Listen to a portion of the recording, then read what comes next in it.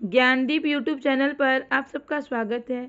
आज मैं आप सबको फिर से इस वीडियो में हिंदी साहित्य के महत्वपूर्ण प्रश्न कराऊंगी। टोटल 50 क्वेश्चन हैं और सारे क्वेश्चन इंपॉर्टेंट हैं। मैं डेली हिंदी प्रैक्टिस सेट कराती हूं, तो अगर आप सारी वीडियो नहीं देखे तो जाके प्लेलिस्ट में देख सकते हैं। इस वीडियो में मैं हिंदी साहित्य के 50 महत्वपूर्ण प्रश्न कराऊंगी। सारे क्वेश्चन इंपॉर्टेंट है। इस तरह के क्वेश्चन एग्जाम में पूछे जाते हैं, तो आप वीडियो को लास्ट तक जरूर देखें। वीडियो पसंद आए तो वीडियो को लाइक से सब्सक्राइब करना ना भूलें। तो चलिए देखते हैं क्या है। क्वेश्चन नंबर 1 है, सूर्य का स्वागत काव्य कृति की रचयिता कौन कौन है। तो सूर्य का स्वागत क्या है? काव्य कृति, काव्य संग्रह है। किसका काव्य संग्रह है? तो ऑप्शन ए है रघुवीर सहाय, बी दुष्यंत कुमार, सी नरेश मेहता, डी धर्मवीर भारती। तो ये सूर्य का स्वागत किसकी काव्य कृति है? दुष्यंत कुमार की काव्य कृति है। तो यहाँ ऑप्शन बी सही आंसर होगा। क्वेश्चन नंबर 2 है, फणीश्वर नाथ रेणु की कौन सी कहानी है? फणीश्वर नाथ रेणु की इसमें कौन सी कहानी है? रसप्रिया, रस आखेटक, रसिक प्रिया और प्रिया नीलकंठी। तो फणीश्वर नाथ रेणु की कौन सी कहानी है? रस प्रिया फणीश्वर नाथ रेणु की कहानी है। फणीश्वर नाथ रेणु क्या है? आंचलिक उपन्यासकार हैं। आंचलिक उपन्यासकार हैं। इनका जो मैला आंचल उपन्यास जो है, इनका आंचलिक उपन्यासकार है। ये आंचलिक उपन्यासकार कहे जाते हैं। तो इसमें इनकी कहानी कौन सी है? रसप्रिया। क्वेश्चन नंबर 3 है, सांप्रदायिकता समस्या पर लिखा गया उपन्यास कौन सा है? तो ये चारों ऑप्शन में ऐसा कौन सा उपन्यास है जो कि सांप्रदायिकता समस्या पर लिखा गया है? तमस, बलचनमा, अपने अपने अजनबी, बूंद और समुद्र। तो तमस जो उपन्यास है वो सांप्रदायिकता समस्या पर लिखा गया उपन्यास है। तो यहाँ ऑप्शन ए सही आंसर होगा। क्वेश्चन नंबर 4 है, निम्न में से कौन सा उपन्यासकार का युग्म सही नहीं है? तो कौन सा सही नहीं है? महाभोज मन्नू भंडारी का उपन्यास है, तो सही है। आवाम चित्रा मुग्धल का है। तत्सम जो है राजी सेठ का है, भी सही है। मुझे सूरज चाहिए सुरेंद्र वर्मा का उपन्यास नहीं है। तो यही युग्म है जो कि यही ऑप्शन क्या है? सही नहीं है। तो यहाँ ऑप्शन डी सही आंसर होगा। भीष्म साहनी का जो तमस उपन्यास है, क्वेश्चन पूछा जाता है एग्जाम में कि भीष्म साहनी का उपन्यास तमस उपन्यास के लेखक कौन है? तमस किस विधा की रचना है? तो उपन्यास विधा की रचना है और इसके लेखक कौन है? भीष्म साहनी। क्वेश्चन नंबर 5 है, पहला गिरमिटिया उपन्यास विशेषकर किस पर केंद्रित है? पहला गिरमिटिया क्या है? उपन्यास है। किस पर केंद्रित है? किसको केंद्र में रखकर लिखा गया है? महात्मा गांधी। ऑप्शन बी सही आंसर होगा। क्वेश्चन नंबर 6 है, दुखम सुखम उपन्यास की लेखिका कौन है? दुखम सुखम उपन्यास की लेखिका है ममता कालिया। तो यहाँ ऑप्शन सी सही आंसर होगा। क्वेश्चन नंबर 7 है, पाप और पुण्य के चिरंतन नैतिक प्रश्न को किस उपन्यास में प्रस्तुत किया गया है? तो पाप और पुण्य के चिरंतन नैतिक प्रश्न को चित्रलेखा उपन्यास में प्रस्तुत किया गया है। तो ऑप्शन बी सही आंसर होगा। क्वेश्चन नंबर 8 है, वह पथबंधु था उपन्यास के लेखक हैं। वह पथबंधु था उपन्यास के लेखक है नरेश मेहता। ऑप्शन ए सही आंसर होगा। नरेश मेहता जो है वह पथबंधु था उपन्यास विधा की रचना है और इसी के क्या है? लेखक है नरेश मेहता। नटों के जीवन का संघर्ष का उल्लेख किस उपन्यास में है? किस उपन्यास में नटों के जीवन संघर्ष को दिखाया गया है? नटों के जीवन का संघर्ष का उल्लेख किया गया है किस उपन्यास में? कब तक पुकारूं जो उपन्यास है, इसी में नटों के जीवन के संघर्ष का उल्लेख किया गया है। क्वेश्चन नंबर 10 है, सर्वेश्वर दयाल सक्सेना की नाट्य कृति का नाम क्या है? तिलचट्टा, शुतुरमुर्ग, अंधों का हाथी, बकरी। तो सर्वेश्वर दयाल सक्सेना की नाट्य कृति का नाम है बकरी। तो यहाँ ऑप्शन बी सही आंसर होगा। क्वेश्चन नंबर 11 है, भक्ति आंदोलन भारतीय चिंताधारा का स्वाभाविक विकास है। यह कथन किसका है? भक्ति काल या भक्ति आंदोलन के संदर्भ में यह कथन किसने क्या कहा है कि भक्ति आंदोलन भारतीय चिंताधारा का स्वाभाविक विकास है? तो ये हजारी प्रसाद द्विवेदी ने कहा है। किसने कहा है? आचार्य हजारी प्रसाद द्विवेदी ने कहा है। भक्ति आंदोलन भारतीय चिंताधारा का स्वाभाविक विकास है। क्वेश्चन नंबर 12 है, दूसरी परंपरा की खोज किस विधा की रचना है? देखिए यहाँ पे विधा पूछ लिया गया है। कभी कभी लेखक रचनाकार पूछा जाता है और कभी कभी विधा भी पूछ लिया जाता है। तो दूसरी परंपरा की खोज के किस विधा की रचना है? आलोचना है। क्या है? आलोचना विधा की रचना है और इसके रचनाकार कौन है? नामवर सिंह। दूसरी परंपरा की खोज की रचना किसने की है? नामवर सिंह ने की है। तो ये रचना आलोचना विधा की रचना है, उसके लेखक कौन है, रचनाकार कौन है? नामवर सिंह है।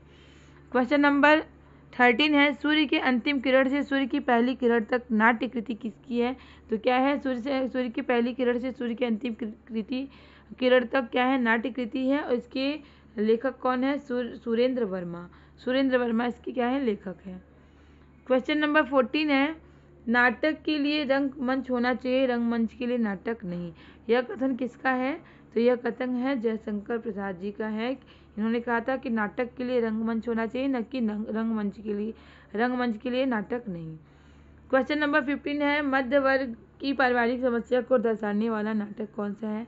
ऐसा कौन सा नाटक है जो कि मध्य वर्ग की समस्या को दर्शाता है? तो जन्मेजय का नागयज्ञ, अंधा युग, आधे अधूरे, तमस। तो आधे अधूरे जो उपन्यास है उसमें मध्य वर्ग की पारिवारिक समस्या को दर्शाया गया है। किस उपन्यास में? आधे अधूरे उपन्यास में। आधे अधूरे उपन्यास किसके द्वारा लिखा गया? मोहन राकेश द्वारा लिखा गया प्रसिद्ध नाटक है। किस विधा की रचना है? नाटक विधा की रचना है, और ये मध्यवर्गीय जीवन पर आधारित है। मध्यवर्गीय जीवन पर आधारित है। मध्यवर्ग की पारिवारिक समस्या को दिखाया गया है। क्वेश्चन नंबर 16 है, देश विभाजन की त्रासदी किस उपन्यास में वर्णित है? ऐसा कौन सा उपन्यास है जिसमें देश विभाजन की त्रासदी को दिखाया गया है? झूठा सच क्या है उपन्यास है, किसका उपन्यास है? यशपाल का उपन्यास है, और इसमें देश विभाजन की त्रासदी को दिखाया गया है इस उपन्यास में। क्वेश्चन नंबर 17 है, निम्न में से मनोवैज्ञानिक उपन्यासकार किसे कहा जाता है? तो मनोवैज्ञानिक उपन्यास किसे कहा जाता है? इलासन जोशी, जैनेन्द्र, अज्ञे, मनोहर स्वामी जोशी। तो जैनेन्द्र को मनोवैज्ञानिक उपन्यासकार कहा जाता है। किसे? जैनेन्द्र को। क्वेश्चन नंबर 18 है, निम्न में से दलित आत्मकथा नहीं है। ऐसा कौन सा है जो दलित आत्मकथा नहीं है? अपने अपने पिंजरे, जूठन, तिरस्कृत, मेरी असफलताएं। मेरी असफलताएं जो है वो दलित आत्मकथा नहीं है। क्वेश्चन नंबर 19 है, इसमें से कौन सा रेखा चित्र विधा की रचना ही नहीं है? कौन सी रचना जो है जो कि रेखा चित्र विधा की नहीं है? तो कटगुलाब, क्षण बोले, कण मुस्काए, पुरानी स्मृतियाँ और रेखाएं बोल उठी। तो कटगुलाब जो है रेखा स्मृति विधा की रचना नहीं है। अल्मोड़े का बाजार किस विधा की रचना है? अल्मोड़े का बाजार किस विधा की रचना है? रिपोर्टाज विधा की रचना है। क्या? अल्मोड़े का बाजार। अर्धकथानक किस विधा की रचना है? Question number 21। अर्धकथानक क्या है? एक आत्मकथा है, और हिंदी की प्रथम आत्मकथा भी कहा जाता है। प्रथम आत्मकथा किसे कहा जाता है? अर्धकथानक को कहा जाता है। तो किस विधा की रचना है? आत्मकथा है, तो आत्मकथा विधा की रचना है, और इसके रचनाकार या लेखक कौन है? तो बनारसी दास जैन है। बनारसी दास जैन क्या है? अर्धकथानक आत्मकथा के क्या है? रचनाकार है, लेखक है। क्वेश्चन एक ये भी बनता है, हिंदी में प्रथम आत्मकथा कौन है? हिंदी की प्रथम आत्मकथा क्या है?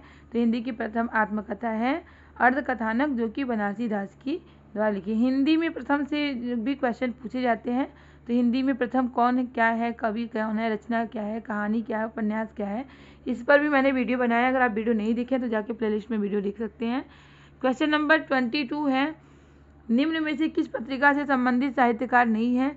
तो कौन किस पत्रिका से संबंधित नहीं है? नया ज्ञानोदय, रविंद्र कालिया, पहल ज्ञानरंजन, तद्भव अखिलेश, दस्तावेज रामचंद्र तिवारी। तो दस्तावेज रामचंद्र तिवारी दस्तावेज पत्रिका से संबंधित साहित्यकार नहीं है। तो यहाँ ऑप्शन डी सही आंसर होगा। क्वेश्चन नंबर 23 है, लक्ष्मीपुरा किस विधा की रचना है? तो लक्ष्मीपुरा क्या है? लक्ष्मीपुरा रिपोर्टाज है, और इसके लेखक कौन है, रचनाकार कौन है? शिवदान सिंह चौहान। तो लक्ष्मीपुरा पूछा जाता है एग्जाम में कई बार, तो जान लीजिए रिपोर्टाज विधा की रचना है, और इसके रचनाकार कौन है? शिवदान सिंह चौहान। क्वेश्चन नंबर 24 है, भागर्थ पत्रिका कहाँ से प्रकाशित हुई थी? भागर्थ क्या है? पत्रिका है, और कहाँ से प्रकाशित हुई थी? कोलकाता से प्रकाशित हुई थी। तो ऑप्शन डी सही आंसर होगा। क्वेश्चन नंबर 25 है, अकाल पुरुष गांधी किसने इस जीवनी की रचना की है? अकाल पुरुष गांधी क्या है? जीवनी है, और किसने इसकी रचना की है? जैनेन्द्र कुमार ने इसकी रचना की है। तो यहाँ ऑप्शन ए सही आंसर होगा। क्वेश्चन नंबर 26 है, निम्न में से द्वंद्व समास क्या है? तो समास क्या है? समास कितने प्रकार के हैं? तो 6 प्रकार के हैं।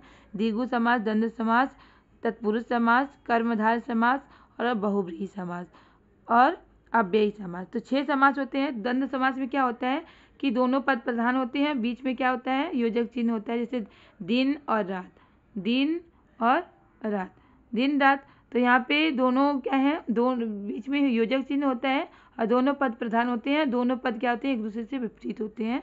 तो यहाँ पे देखिए योजक चिन्ह है ना, किसमें, पाप पुण्य में योजक चिन्ह है, और पाप और पुण्य क्या है, दोनों भिन्न भिन्न शब्द हैं, विपरीत शब्द हैं। तो यहाँ पे और विभक्ति का लोप होता है। अगर इसको हम लोग समास का विग्रह करेंगे तो क्या होगा, पाप और पुण्य। पाप पुण्य को अगर हम लोग विग्रह करेंगे तो क्या होगा, पाप और पुण्य। तो यहाँ ऑप्शन डी सही आंसर होगा, द्वंद्व समास है। निम्न में से कौन सा वार्णिक छंद है? वार्णिक छंद क्या है, वार्णिक छंद है सवैया। सवैया क्या है, वार्णिक छंद है। तो ऑप्शन सी है सही आंसर होगा।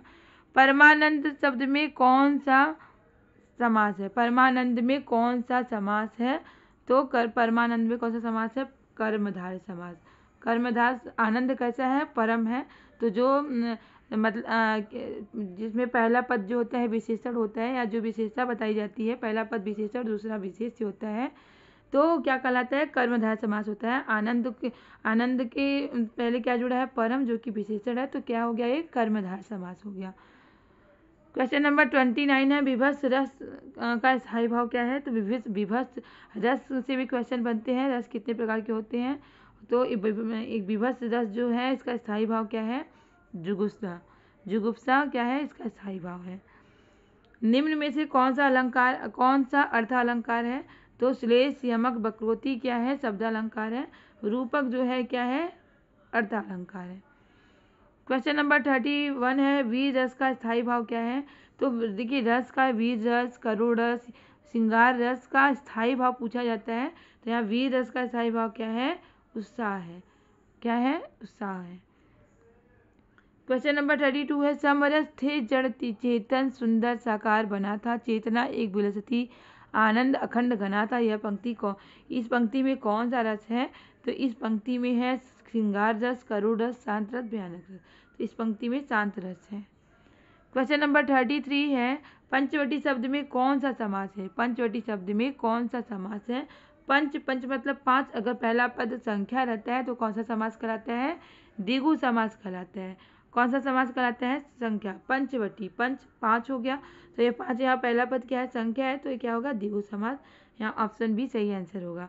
क्वेश्चन नंबर 33 है, बिनु पग चले सुनय बिनु काना में कौन सा अलंकार है?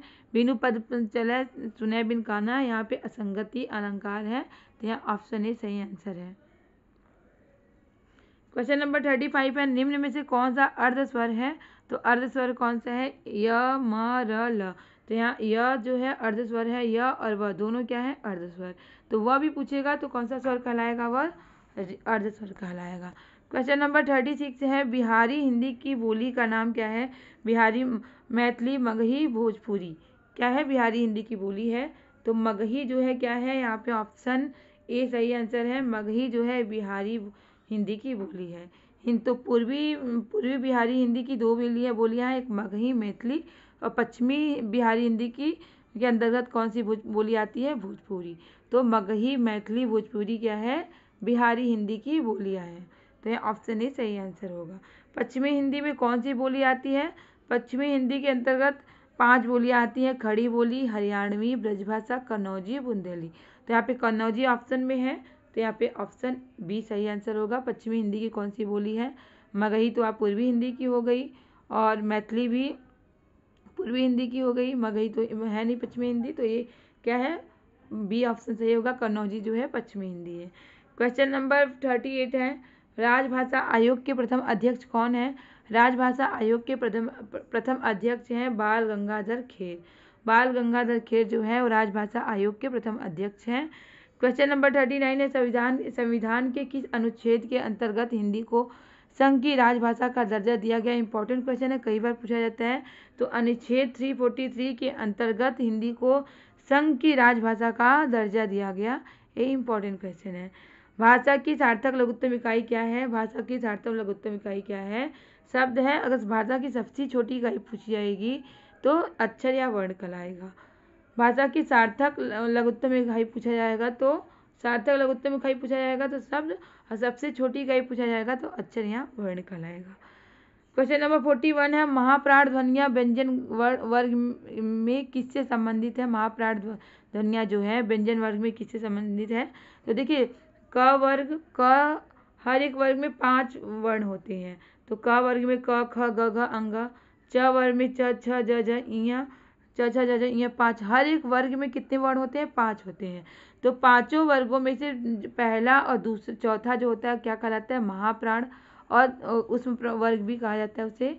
और पहले तीसरे पांचवें वर्ण को क्या कहा जाता है? अल्प प्राण। जैसे यहाँ पे देखिए क ख ग घ अंग, एक क वर्ग में 5 वर्ण हो गए, क ख ग घ अंग। च में क्या होता है? च छ ज झ इं, हो गया ना।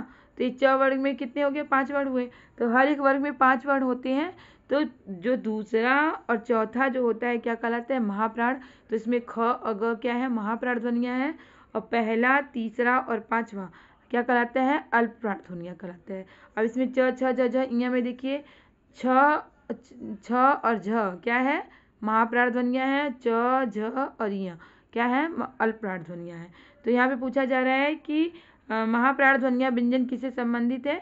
तो पहला और दूसरा और चौथा जो होता है क्या कहलाता है? महाप्राण। पहला, तीसरा और पांचवा क्या कहलाता है? अल्प प्राण कहलाता है। तो यहाँ ऑप्शन बी सही आंसर होगा। क्वेश्चन नंबर 42 है, ब्रजभाषा का क्षेत्र कौन सा है? तो ब्रजभाषा का क्षेत्र है सरगुंजा, ऑप्शन बी। क्वेश्चन नंबर 43 है, अहेतुकी। अहेतुकी का शुद्ध रूप क्या है? अहेतुकी। अहेतुकी का शुद्ध रूप अहेतुकी ही है। क्वेश्चन नंबर 44 है, निम्न में से आ उपसर्ग नहीं है। किसमें आ उपसर्ग नहीं है? जन्म के आगे आ जुड़ा तो आ उपसर्ग हुआ, गमन के आगे आ जुड़ा तो आ उपसर्ग हुआ, तो आदरणी आकर्षक तो ये नहीं होगा, आदरणी आ उपसर्ग नहीं है। तो आकर्षक के आगे आ जुड़ा तो ये भी नहीं है, आदरणी तो इसमें तो कोई उपसर्ग जुड़ा नहीं है आ, तो ऑप्शन डी सही आंसर होगा। आदरणी कैम में क्या है? आ उपसर्ग नहीं जुड़ा है, बाकी सब में आ उपसर्ग जुड़ा है। क्वेश्चन नंबर 45 है, जगन्नाथ में कौन सी संधि है? जगन्नाथ में कौन सी संधि है? तो जगन्नाथ में व्यंजक संधि है, जगत प्लस नाथ, तो यहाँ पे व्यंजन संधि है जगन्नाथ में। क्वेश्चन नंबर 46 है, उद्योग का संधि विच्छेद करिए। उत प्लस योग, उत प्लस योग, तो ये क्या है? संधि विच्छेद है किसका? उद्योग का। क्वेश्चन नंबर 47 है, निम्न में से प्रत्यय रहित शब्द कौन सा है? कौन सा शब्द है जिसमें प्रत्यय नहीं है? प्रत्यय यानी जो बाद में जुड़ते हैं, उपसर्ग या जो शब्द के पहले जुड़ते हैं। तो दर्शनी, दर्शन में ई जुड़ा, क्या जुड़ा? ई जुड़ा, तो यहाँ ई पे क्या प्रत्यय है।